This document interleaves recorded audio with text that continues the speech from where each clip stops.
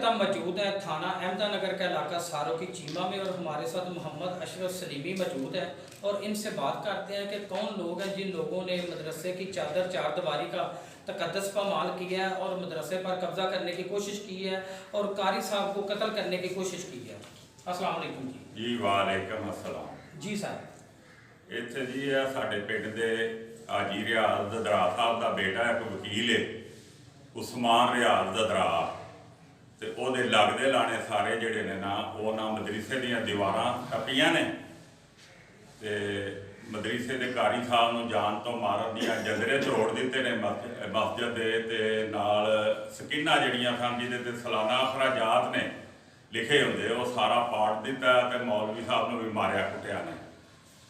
इन्ने चिर नूं सानूं जिसले इतलाह लभी है ते असीं भी आए हैं तो वो जंदरे शंदरे तरोड़ के उन्होंने हत्थां 'च छैणियां ते थौड़े हन। फिर पुलिस आ गई है तो पुलिस ने आके अपने ताले मारे ने ते अपना सानू दोवां पार्टियां नूं थाने बुला लिया। ये साडा दादा जमीन दे गए आ, दादे दा भरा ते लिहाजा ये जमीन साडी है, जदों कि मदरसे दे नाम 1965 तो इंतकाल दर्ज है।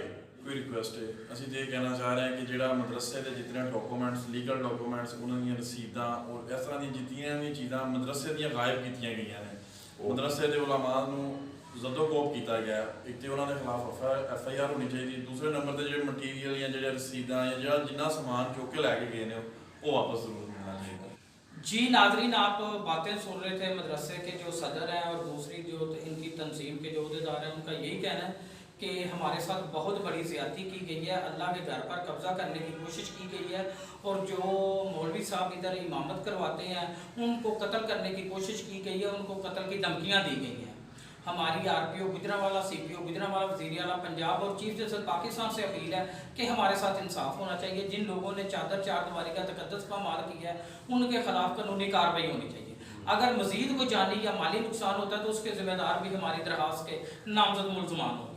कैमरामैन शजीब के साथ हामिद अली सोहल, हक़ाइक़ न्यूज़ 1 गुजरांवाला।